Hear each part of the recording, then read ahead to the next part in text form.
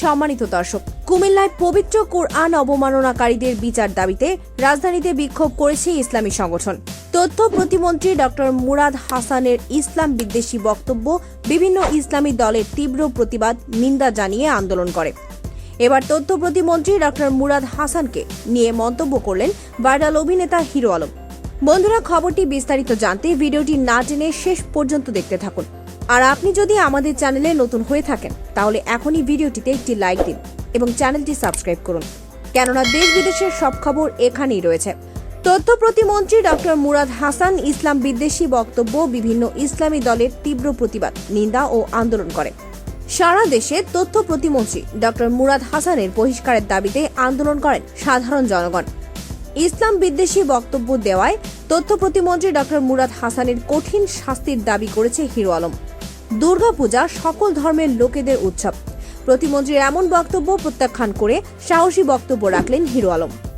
তিনি বলছেন, ধর্ম যার যার উৎসব ও তার তার। এক ধর্মের উৎসব অন্য ধর্মের অনুসারীরা কখনোই গ্রহণ করে না। এমন যদি হতো রোজা কিংবা কোরবানিতে হিন্দুরাও অংশ নিত। আমরা বাস্তবে এমনটা কখনো হতে দেখি না। তিনি বলেন, শুধু মুসলিমদেরকে অন্য ধর্মের উৎসবে অংশ নিতে ধর্ম যার যার উৎসব সবার এমন বক্তব্য ব্যবহার করা হয়, কিন্তু মুসলিমদের উৎসবে অংশ নিতে এই সস্তা প্রবাদটি ব্যবহার করা হয় না। এই বিষয়টি থেকে প্রমাণিত হয় মুসলিমদের হেয় প্রতিপন্ন করাতেই এক শ্রেণীর মানুষ এই প্রতিবাদটি ব্যবহার করছে।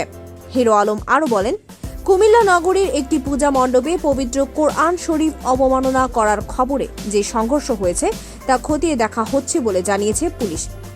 রাষ্ট্রধর্ম হিসেবে ইসলামকে বাদ দেওয়ার বক্তব্য দেওয়ায় তথ্য প্রতিমন্ত্রী ডক্টর মুরাদ হাসানের বক্তব্যের তীব্র বিরোধিতা করে হিরো আলম বলেন, যে দেশে ৯৫% মুসলিম বসবাস করে সেই দেশে একজন প্রতিমন্ত্রী কি করে ইসলাম নিয়ে এমন বেফাঁস কথা বলে। সকল ধর্মের প্রতি আমাদের শ্রদ্ধা আছে। যার যার ধর্ম সে পালন করবে, কারো ধর্ম পালনে বাধা দেওয়ার অধিকার কারণে। তাই বলে আমরা নিজেদের ধর্ম বিসর্জন দিয়ে অন্যদের ধর্মীয় উৎসবে অংশ নিতে পারি না।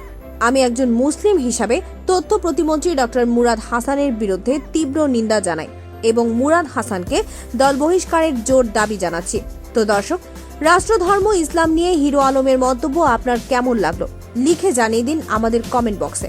আর যদি ভিডিও ভালো লাগে লাইক ও শেয়ার করতে ভুলবেন না। আপনি যদি আমাদের চ্যানেলে নতুন হয়ে থাকেন তাহলে এখনই আমাদের চ্যানেলটি সাবস্ক্রাইব করুন। ধন্যবাদ সবাইকে।